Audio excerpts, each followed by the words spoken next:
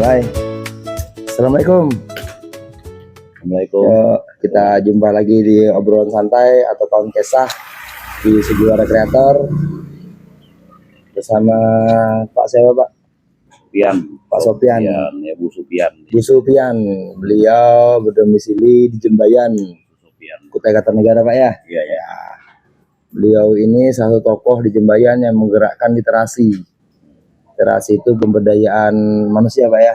Iya. Jadi lebih baik Pak ya. Iya. Meningkatkan minat baca tulis masyarakat. Untuk anak-anak, terutama anak-anak muda. Anak-anak muda kita sekarang nih ya banyak Korea-Koreaan, lupa dengan adat sorang. Iya. Silakan Pak, ceritakan apa harapan kita dan latar belakang kita kah, apapun ya buat kita nyaman etam kisahkan ke penonton etam nih. Udah anak sih dan dengar. Iya. Yang pertama, Assalamualaikum warahmatullahi wabarakatuh. Jadi yang perlu etam ketahui dulu tentang literasi ya. Literasi itu apa? Kan baru-baru nih tegaknya literasi itu muncul ya. Oh, literasi. Dan kita orang Kutai ini tegaknya asing nih dengan literasi gitu. Nah, literasi itu adalah sebenarnya nih tegak proses kita lagi berkisahan. Ini bagian literasi nih. Berkesan sebenarnya Pak, lebih enak Pak. Cerita Pak ya. Berkisahan, artinya menggali informasi. Nah, lalu dia tuh informasinya ada tuh bisa polahkan video yang ada nih, lalu bisa juga dipolahkan tulisan. Ini termasuk literasi juga Pak ya? Masuk literasi. Yang jelas sifat-sifatnya tuh apa namanya tuh bisa menyampaikan informasi, yaitu ada informasi yang direkam melalui catatan ataupun melalui apa namanya nih media elektronik. Ada juga yang merekam itu dengan membaca tuh kan dia harus tulisan ya. Membaca tuh.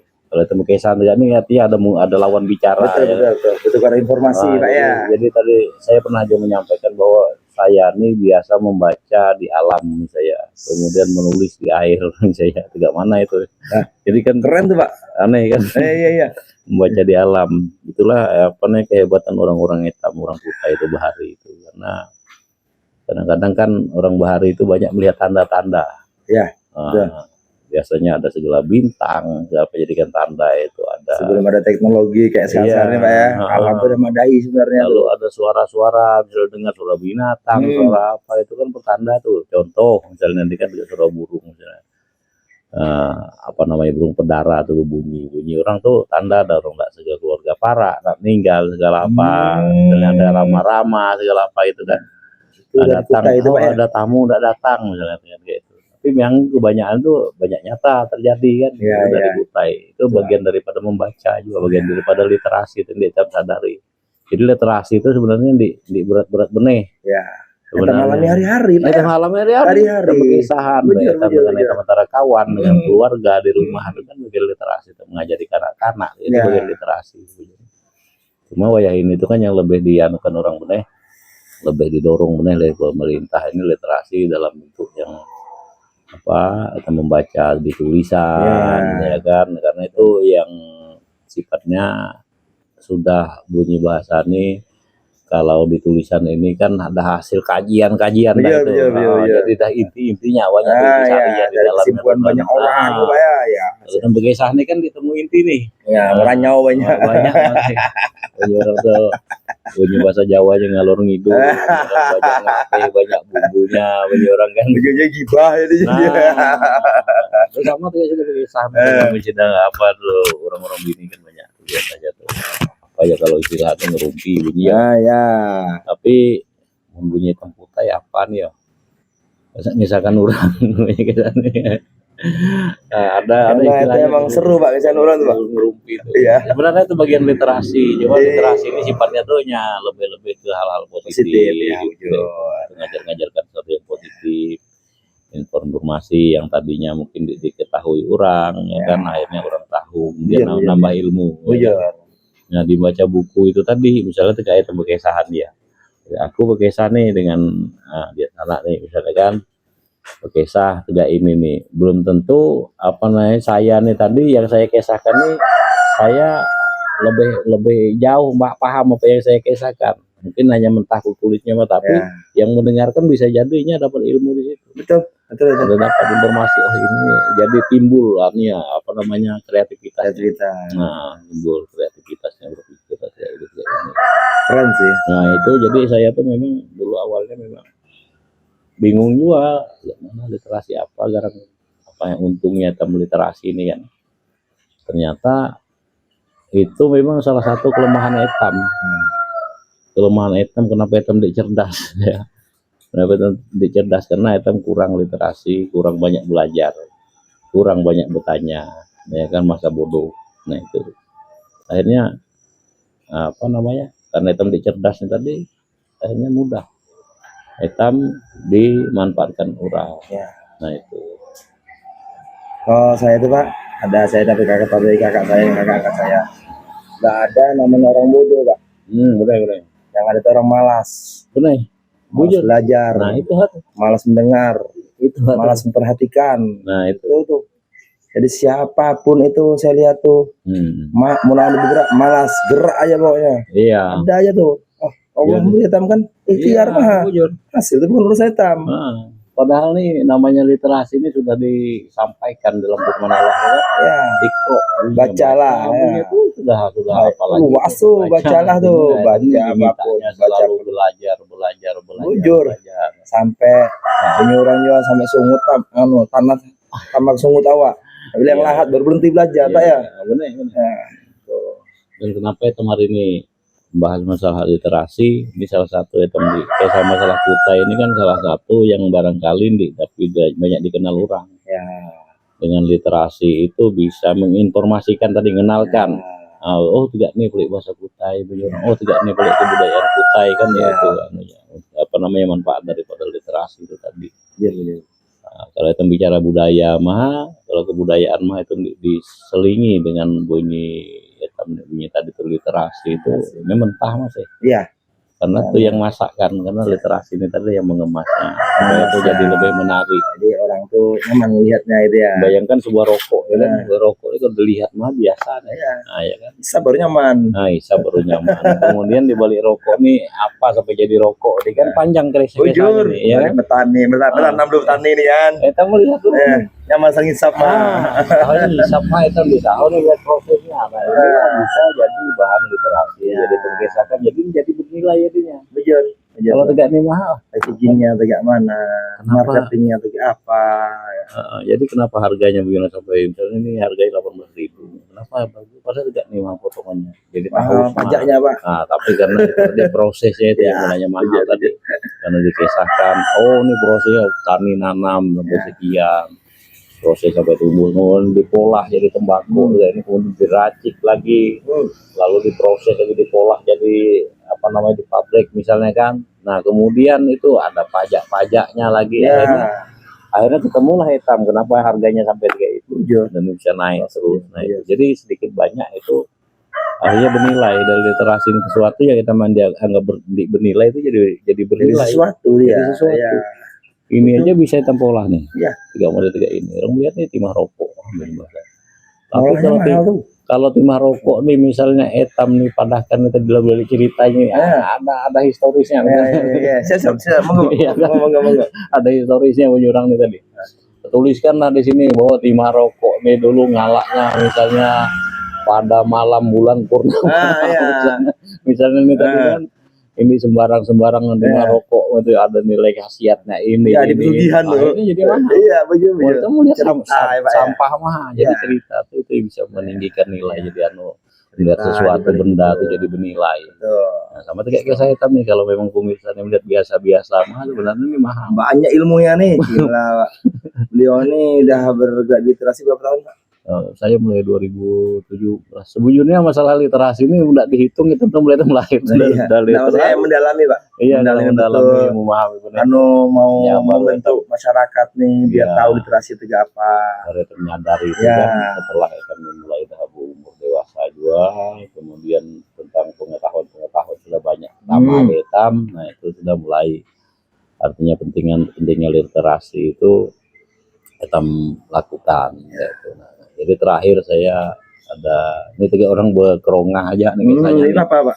namanya bunyi orang tiga kodong temu cincin istilah Apa bahasanya maksudnya tuh Pak? Kalau ketemu cincin. kodong temu cincin dia tahu atau gak perlu dipernah sama sekali itu kan kodong diberi Oh iya iya iya. artinya wah bangga bener bangga bener. Nah itu apa namanya itu tadi kan pernah juga dibawa sudah perjalanan ke Malaysia segala macam tadi ya. Jadi disitulah saya tuh semakin artinya semangat. Kenapa literasi ini penting? Karena di Malaysia tuh literasi itu ternyata di situ bujur-bujur dia sida, diperhatikan sida. Jadi banyak barang-barang misal dari etam nih yo. Mahal sana Pak ya? Jadi dari barang-barang dari etam ini karena etam dia pernah mengemas kayak itu, akhirnya sida yang mengemasnya. Lalu etam merasa apa nih? Seolah-olah sida nih ngalah, misalnya bukan sebenarnya bukan ngalah, ini kalah cepat mah kalah cepat Ini kelemahan etam Pak. Orang mau pikir Pak. Nah, berpikir tuh punya orang gampang. Coba ya pikir, belum kalau Pak. Kerjakan mendapatkan dia itu.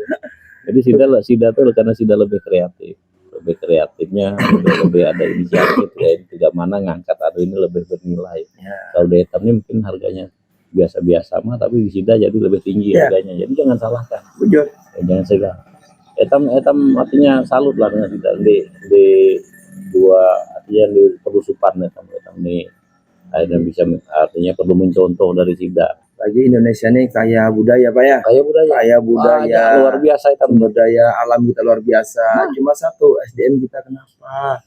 Itu yang membedakan kita dengan negara-negara maju. Contoh ya Jepang tuh. Negara kecil SDM-nya tidak seberapa, tapi maju. Mereka menghargai sejarah. Saya ingat Jepang itu punya kisah orang-orang tua baru. Kita dapat informasi apa-apa tuh di kertas. Dimakan sida. Itu penting tuh informasi. Kemudian dibuang sida, itu akhirnya tuh dipelajari sida lagi di dalam itu kan. Karena sida tuh takut juga artinya ketahuan dan mencuri ilmu segala macam kayak itu kan dari etam. Begitu berharganya ilmu tuh ya. Banyak sih tuh belajar. Kita sini ilmu kalian mencari duit, ilmu lu cari. Tapi apa manfaatnya dengan sida ya sekarang? Bukan main habis hancur dulu ya itu cepat bangkit tuh. Oh iya. Jadi saya baca sejarahnya Pak ya. Gimana mereka bisa bangkit. Nih banyak Pak ya faktor banyak referensi lah. Jadi mereka tuh membudayakan guru. Benar. Jadi guru nomor 1. Karena itu yang mendidik semua orang kan, mendidik anak-anak mudanya. Guru diberdayakan, minimal mereka tuh tercukupi. Mereka bisa fokus ngajar. Sedangkan guru kita untuk makan seorangnya payah. Akhirnya saya baca terakhir itu pemakai pinjol terbanyak itu guru Pak. Itu yang saya sedih itu. Guru. Astagfirullah sampai kayak itu. Pemakai pinjol terbanyak. Iya. Ada penelitiannya itu Pak. Coba kita cek ya Yang terbanyak itu kategorinya Pak guru. Padahal guru ini sudah banyak belajar, ngajar lagi ya. Belajar ngajar lagi itu. Kalau sampai masih dapat berarti tadi itu literasi ini tadi kan ini hanya sebatas membaca. Itu. Kalau sebenarnya siapapun dapat baca, tapi memahami itu yang memahami apa yang membaca dan mendeliverkan ke orang, menjadikan ilmu ilmu yang bermanfaat. Itu yang jadi. Jadi ya itulah saya juga bukan kita siapa lagi. Nah itu yang jadi saya tadi kenapa itu membaca itu harus cerdas. Jadi bukan hanya sebatas membaca mah ada yang bisa melakukan dia itu mulai cerdas. Tapi dengan ada program literasi ini kan itu tadi membaca, kemudian menghayati, kemudian memahami. Membaca, menghayati, memahami, mengajarkan. Dan itu bukan mudah kan? Tiga itu membaca buku nih tadi dengan kita memahami, kalau tanpa buku itu berkisah dengan saya nih. Saya nih mungkin lancar berkisah kalau saya tadi pernah belajar juga. Bujur membaca buku mungkin dengan kisah orang. Cuma tadi penyerapnya saya serap ini. Ini supaya artinya nih tadi betul mana kita menyampaikan kemudian dengan orang juga bisa memahami apa yang kita pelajari ini tadi. Mungkin orang akan lebih lagi nih. Bisa bahkan lebih baik lagi. Bahkan lebih baik lagi yang menyampaikan. Karena wawasan kita sampai ke dia nih, punya wawasan lain tuh digabungkannya lah. Jadi satu yang benar. Kalau saya pribadi tuh Pak ya, harapan saya sih, saya pengen membangun Pak emang. Yang Pak Irwan tuh udah cerita. Cuma tetap saya utamakan nasib saya dulu. Kenapa? Saya punya kewajiban, tanggung jawab sebagai kepala keluarga kan.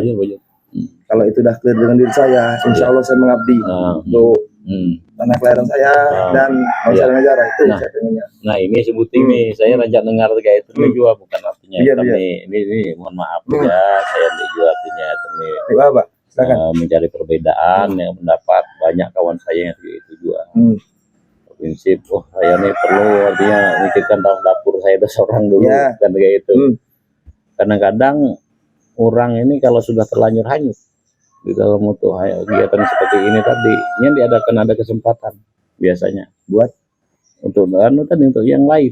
Ya hanya pikiran tahu dapurnya, kemudian ini aja. Sebenarnya saya ini jumadakan itu salah, benar, 100% benar. Cuma di samping etam kewajiban itu ada kewajiban yang lebih besar lah. Ya. Yang jauh etam, karena bukan hanya keluarga etam yang perlu, tapi ada orang keluarga lain yang sebenarnya bagian daripada keluarga etam juga gitu. Karena etam ini kan tidak berbuat kebaikan itu bukan hanya kelompok kecil kan, tapi sebanyak-banyaknya. Betul. Itu yang tapi harus diingat juga dengan kan berbuat kebaikan yang ada itu apa, untuk endingnya apa, yang untuk etam efeknya kan. Nah itu saya rasa etam ini melakukan sesuatu tuh munafik karena padahkan kalau memang ini akan jadi dia ada kepentingan untuk mencari sisi finansial kan. Semua ada kepentingan Pak. Semua kepentingan, cuma caranya mahal yang berbeda. Bahkan kalau mulia Pak gede Pak. Iya. Kita bantu orang. Iya. Bahkan yang intinya dia butuh pengakuan. Iya. Saya kepentingan saya Pak. Saya pengen meninggalkan legasi dalam hidup. Saya pengen dikenal sebagai apa. Saya ini berdua gini Pak. Kita tuh cuma peran yang Allah titipkan. Anak nulis jadi apa? Pas meninggal dikenal jadi apa?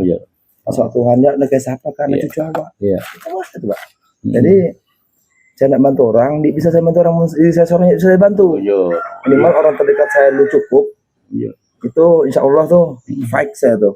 Kalau lu ya? Iya, silakan. Menunggu toko. Ya santai ya Mbak. Tapi saya emang kesan santai. Jadi saya lagi barangkali di pemirsa juga mungkin pendapat saya salah, saya minta maaf juga kalau mau itu dianggap, karena memang etam setiap orang ini kan masing-masing ada prinsip kan. Itulah indahnya perbedaannya namanya. Karena ada orang tuh mengukur sesuatu itu dari yang bersifat materi, ada sesuatu yang mengukur itu kesenangan itu dari hal lain. Orang begitu Pak. Melihat orang senang ini itu senang lebih dari suatu kebahagiaan kan. Kalau saya ukur rezeki itu sehat nomor satu. Orang apa-apa tuh sehat dulu, belum begitu banyak disehat jerahi maha, ya kan? Tongkong maha di rumah. Nomor dua, teman yang baik Pak. Iya, banyak kawanan. Banyak kawan. Iya, relasi. Itu perlu apapun. Loh, aku udah putus nih. Parut gini. Sini aku ke rumah. Gitu kan. Ketiga tuh pokoknya uang termiskin Pak, itu ngumpati menurut saya tuh. Kenapa itu ngumpati? Itu penting. Bukan yang utama. Itu keseimbangan sebenarnya. Antara keseimbangan antara itu sebenarnya secara disadar kan banyak cari kawan dan silaturahmi ini juga salah satu untuk berbuat kebaikan juga kan, siapa tahu nih ada kawannya. Karena itu ada mungkin ada informasi atau apa ini secara sengaja menghasilkan rezeki Pak ya. Itu biasa sudah bagian kebaikan itu cara Allah gitu aja saya gitu Pak, jalannya terus aku ya Allah ngatur rezeki Pak. Yang penting yang keyakinan saya tuh saya bantu orang, semoga aja Allah mempermudah urusan saya ingat juga ini waktu saya pernah buat pelatihan di bidang UKM kan pada waktu itu. Jadi sebenarnya keuntungan itu bukan dari profit daripada usaha etam, itu sebenarnya itu bukan tujuan utama sebenarnya. Itu tidak mana etam bisa melaksanakan kegiatan itu buat suatu ibadah, suatu kebaikan gitu. Makanya jangan takut kita berdagang, nggak takut rugi. Karena etam berbagi dengan orang, rugi itu udah makanan hari-hari dah namanya. Karena kadang-kadang rezeki itu bukan dari usaha etam, tetapi justru dari usaha lain gitu. Nah, Pak, jadi kan dia lanjut part 2 Pak. Ada Pak Erwan lagi Pak. Jadi tiga rumah jumpa lagi ya. Yang penting anak muda, semangat dan beliau Pak Sofian tuh tokoh yang luar biasa. Dijual ya. Beliau ini satu penggerak di Jembayan Kutai Kartanegara. Jangan lihat sosok Sofiannya, tapi siapa yang dibalik Sofian. Untuk anak muda, yuk etam sama-sama bergerak. Etam bangkitkan Kutai apa? Kutai Kartanegara. Etam ini nak IKN. Jadi jangan hanya kita jadi penonton mah. Belajar. Belajar. Jangan dia asalnya nyalakan aseng mah. Tapi kita nih belajar, ramput lah kita nih. Kemudian Iya, bergerak kita. Iya. Buang selimut itu apa tuh? Dibuang selimut pasuhi dulu gitu dah. Jangan buang ramai kita. Untuk punya masalah lagu tinggilannya untuk mah kerjaan. Pokoknya tuh bergerak. Tahu goli apa yang kita jadi bitis. Nah itu dulu. Nggak belajar usaha, etam sharing bisa. Basecamp kami di GLK, Gerakan Literasi Kutai, gua kreatif, koalisi di Jembayan, ada Pak Sofyan, dan sama-sama kita menggerakkan anak-anak muda lebih produktif. Insya Allah 2045 Indonesia maju, etam bisa kelihatan nih, bukarnya apa, gitu nah, apa yang dijual. Amin. Makasih saya Anto dan beliau Pak Sofyan. Ucapan. Terima kasih dan wassalamualaikum warahmatullahi wabarakatuh.